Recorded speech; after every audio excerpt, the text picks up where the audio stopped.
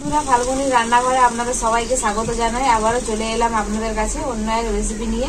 তো আজকে বাজার থেকে 3 কিলো কাতলা মাছ নিয়ে এসছে। আজকে কাতলা মাছেরই রেসিপি বানাবো। মাছটা এখন আমি কেটে নেব। তো মাছটা কাটতে বসে গেছি। প্রথমে আমি আঁশটা ছুলে নেব চামচ দিয়ে।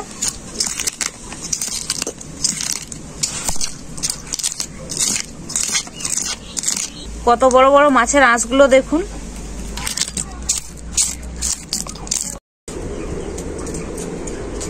মাছটা আমি দু সাইডটাই খুব পরিষ্কার করে ছুলে নিয়েছি। এরপর কেটে নেব।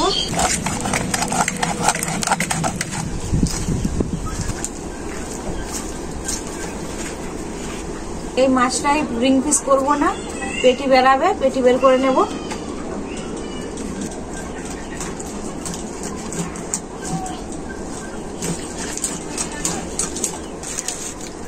এইরকম পেটিগুলো রাখবো।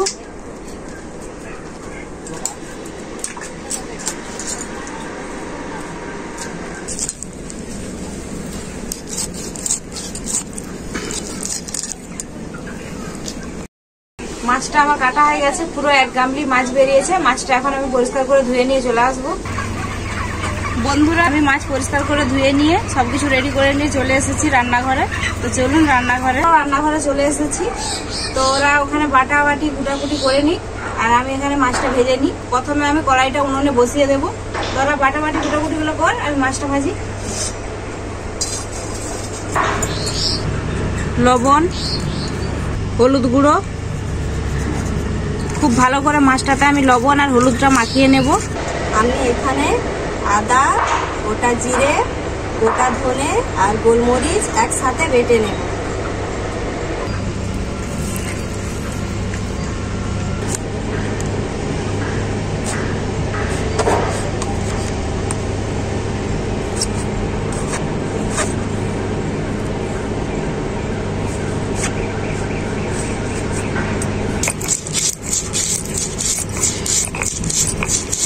আজকে আমি মাছের ঝোলটা নতুন আলু আর বেগুন দিয়েই বানাবো। শীতের দিনে নতুন আলু আর বেগুন টমেটো দিয়ে মাছের ঝোলটা খেতে কিন্তু দারুণই লাগে। কড়াইটাও আমার গরম হয়ে গেছে। কড়াইতে দিয়ে দেবো সরষের তেল মাছ ভাজার জন্য।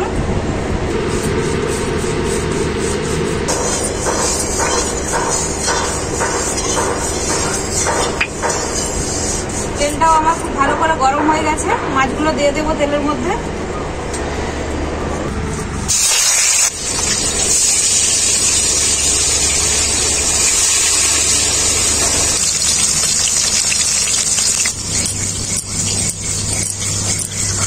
মাছটাকে খুব বেশি ভাজবো না এই রেসিপিটার জন্য, হালকা করে ভাজবো। তো হালকা করে এক পিঠটা ভাজা হয়ে গেছে, আরেক পিঠটা পাল্টে নেব।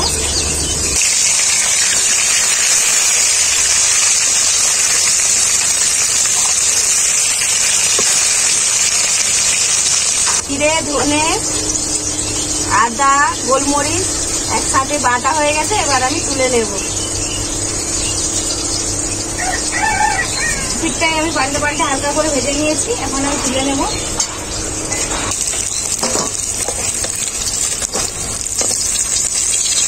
বাকি মাছগুলো আমি একইভাবে ভেজে নেব।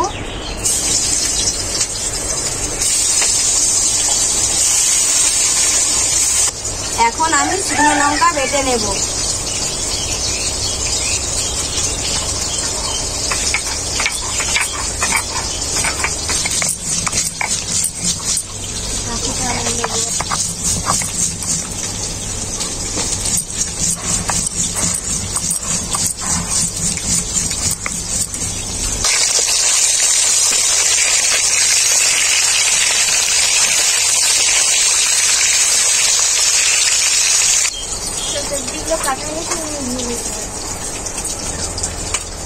শুকনো লঙ্কা বাটা হয়ে গেছে, এখন আমি তুলে নেব। দিদি ভাই, মাছটা আজকে কত ওজনের ছিল? মাছটা আজকে 3 কেজির মাছ ছিল। মাছটা রান্না খেতে দারুণই লাগলো। একদম টাটকা মাছ ছিল। কাণ্ডগুলো তো একদম লাল টকটক করছিল মাছটা। আমার মাছ ভাজা খেতে খুব ভালো লাগে। আগে দেখাবি? হ্যাঁ, মাছগুলো আমার সবই ভাজা হয়ে গেছে। এখন তুলে নেব।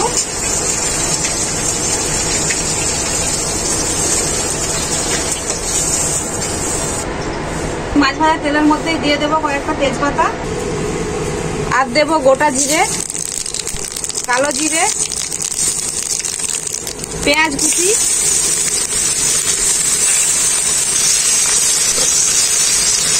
পেঁয়াজটা খুব ভালো করে ভাজা হয়ে গেছে। এর মধ্যে আমি দিয়ে দেব পরিষ্কার করে ধুয়ে রাখা আলু আর বেগুনটা।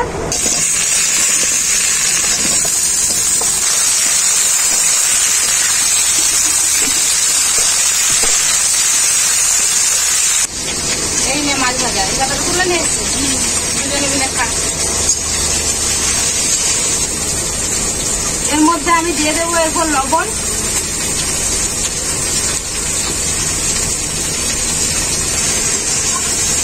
গরম গরম মাছ ভাজার স্বাদটাই আলাদা।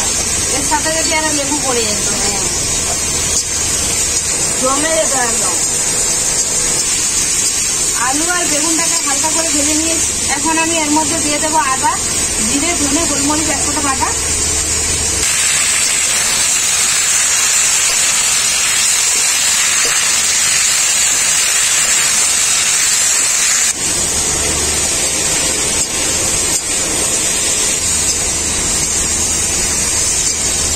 আদা, জিরে, গোলমরিচ, ধনে একসাথে খুব ভালো করে কষিয়ে নিয়েছি।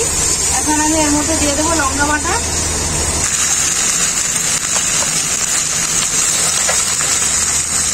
হলুদ গুঁড়ো,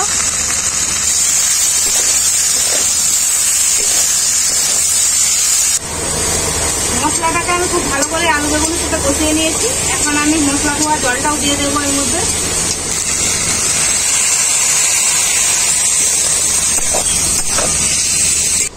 এর মধ্যে এরপর আমি পরিমাণ মতো জল দিয়ে দেব।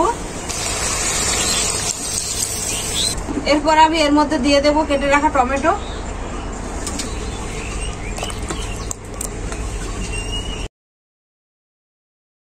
কিছুক্ষণের জন্য ঢাকা দিয়ে ঝোলটাকে খুব ভালো করে ফুটিয়ে নেব। কিছুক্ষণের মতো হয়ে গেছে, ঢাকাটা খুলে দেখে নেব।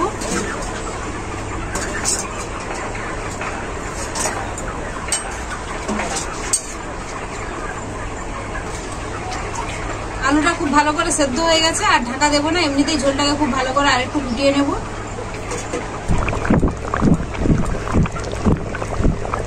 ঝোলটাকে আবারও কিছুক্ষণ ফুটিয়ে নিয়েছি ঢাকাটা খোলার পরে। এরপর আমি এর মধ্যে দিয়ে দেবো ভেজে রাখা মাছ।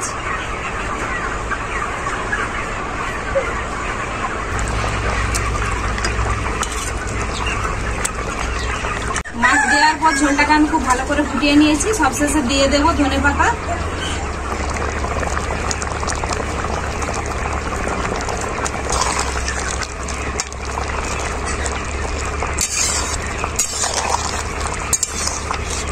নতুন আলু, টমেটো, বেগুন দিয়ে কাতলা মাছের ঝোল রেসিপিটা আমার পুরোপুরি ভাবে রেডি। এখন আমি নামিয়ে নেব।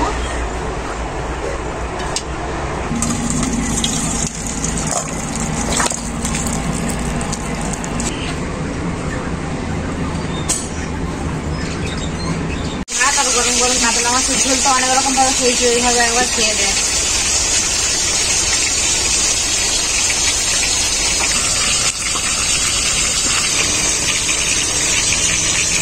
দেখ কেমন হয়েছে রান্নাটা। তেজপাতা বলতে সোনিয়া পাতে, তেজপাতাটাও খেয়ে বলবি কেমন হয়েছে। ও তেজপাতাটাও খেলিও মনে হচ্ছে। তেজপাতাটাও কিন্তু রাখার টেস্ট লাগে, তেজপাতাটাও খাবি, একদম রাখবি না তাতে কিছু। দারুণ হয়েছে, দারুণ হয়েছে। কাতলা মাছের তো অনেক রকম রান্না খেয়েছি, কাতলা মাছ এইভাবে তো রান্না করেনি, আজকে আমি এইভাবে রান্না করলাম। আর শীতকালে কিন্তু নতুন আলু টমেটো দিয়ে মাছের ঝোল খেতে দারুণই লাগে।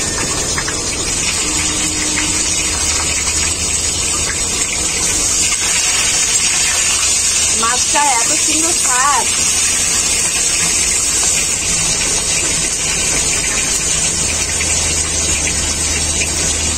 সোনিয়া, তুই কি নতুন বউ বসেছি নাকি রে? মুখটা তোল। কাতলা মাছের অনেক রান্না খেয়েছি, কিন্তু এই রান্নাটা খেতে দারুণ লাগছে, অসাধারণ হয়েছে সত্যি। মাছের পেটি খেতে আমাকে দারুণ লাগে, বলতে মাছের পেটিটাই।